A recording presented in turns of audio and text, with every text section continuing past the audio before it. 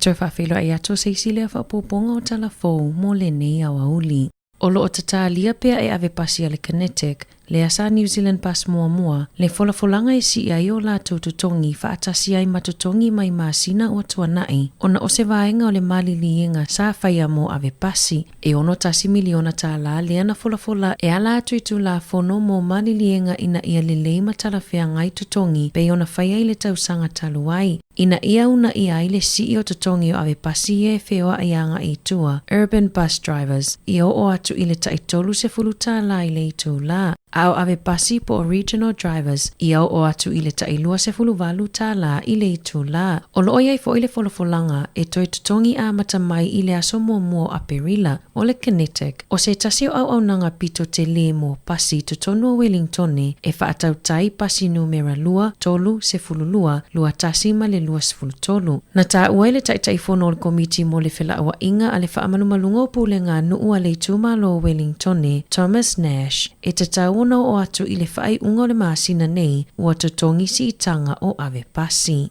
Na loka ina se tau le ale a Wellington e ma ua mōlia le ofiso tiute, ina ua ia whaasalalawina ni ata video o sawanga matanga e whai ai whanawiti i lunga o upenga o feso o tainga e lua se fulutolu tausanga o le tau le alea. O le ofisa au tue na whamalesa i linga o whanawiti e leilo loa masawa ina i le United States, sa whailoa ina i le ofiso tiute a New Zealand lea mataa upu. Ina ua o la tau iloa ina ni videos na tuu i lunga i upenga o feso o tainga e le tau le alea, na whaia suenga ma pue ina ai ilo na fale i porirua i le tae awa na nafi. E tū la i le whaamasinonga whaitu maa loa porirua i le awa uli o le aso, o lo o whaawa upea la tau suenga pe ona whaalia i le ofiso tiute. O le aso le a whaia i se solo te a whaia onga wa awa onga a matai se lau i tutono le atunuu. Ina ia whaale leia la tau vai ngā tupe, whaatasi ai mali tūlanga i a la tau ngaluenga. O le taimi mua lea o le a solo te ai whaia onga maia o onga a mata, e le oto e talawhea ngai le porkalame o iai nei i le whatupenga o onga a mata, pei ona whaalia le sui a le uni a le NZEI, Megan White. Na tā ua le pulesili o onga a mata i New Zealand, Kathy Wolf i le AM. O le ato ai titi mātua e a awhia ai, e le te leni au nanga o le a tapunia i le aso, o na onisio whaia onga ia ua a mata o na solo te, ma o le a te le se suinga o le a tupu mai i le aso.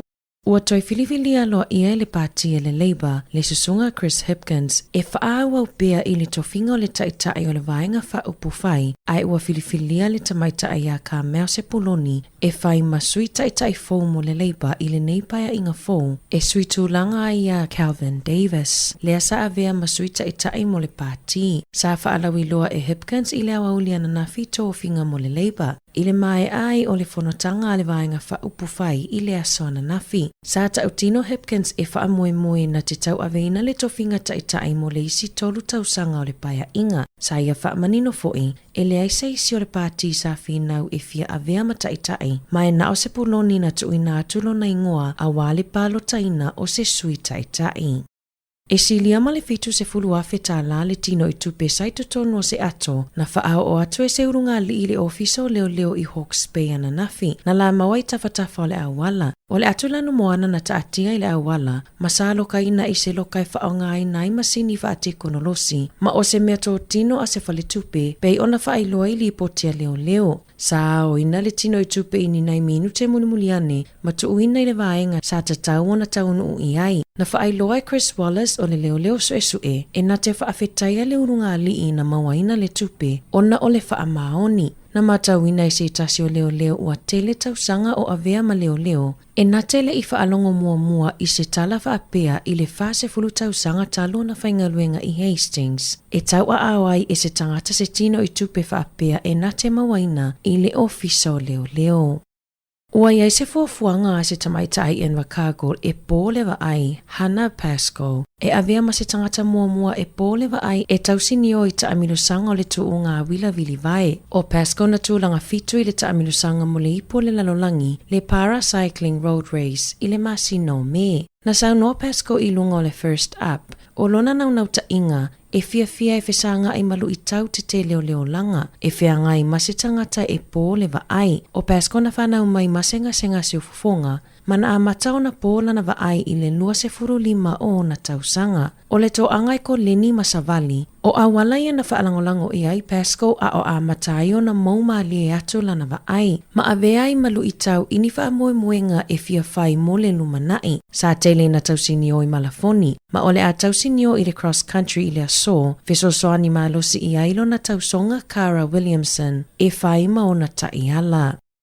Ua whaalia li poti ale waka kotahi, e toa tele atu tangata e manunua i le whaongaina o e-scooters, na ilo ole au ti e wila ma tangata Savavali, ole afo le numero tangata e awina atu i le whale mai motonga fitinga, e maua olo o tango fia le awa malosi ma whaonga e-scooters, pe awa atu satusa i le au ti e wila ma tangata Savavali.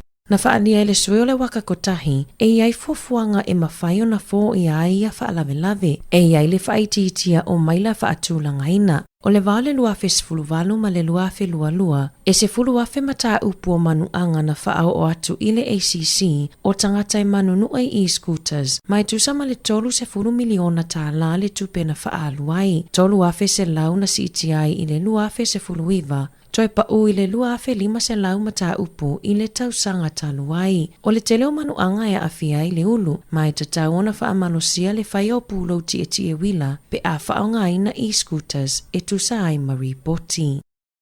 Na whaasilasila e le komisi o whainga pālota New Zealand i le asona nafi, o loo ngalu lue e fo ia se whaale tonu la ititi, po o nisi o whaafitauli na awhiai nisi o whaamaumaunga o pālota na se ima vai atu nei. Na whaailoa i le pulesili, e le tele ni pālota na awhia, ma e titi lava so na awhianga i le whaai unga o pālota mo vaenga wha upu whai, ma le ia awhia i le whaai unga o le whainga pālota atoa a le atunuu. O nisi o pālota e le isaolo na wha maumawina, e iai no fuanga wha pālota e lua i Port Waikato, ma le no fuanga wha pālota e tasi i Island. O le a wha maonia wha maumaunga fau o pālota, ma sainia le pulesili o le ofisa o whainga pālota, ma le JP.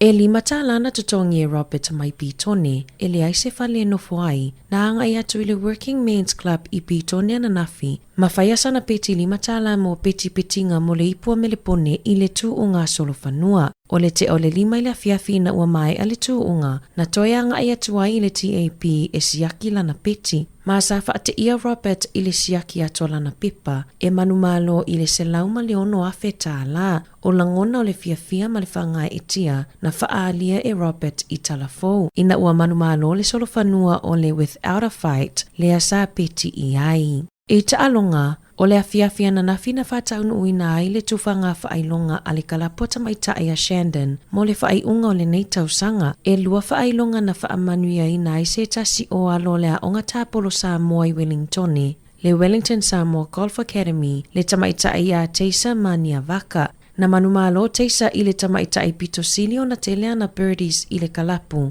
i le luafe lua ngai mai le luafe lua tolu. Masaya mawaina le ipu mo le Weekend Women's Sunflower Trophy mo le luafe lua tolu. Ua filifilia teisa e auai i le aua Wellingtone, lea e tausinio i le tamilusanga e whaia i le malai tāpolo a waikanae ma parapara umu, e tā aaloai ma le au mai Canterbury.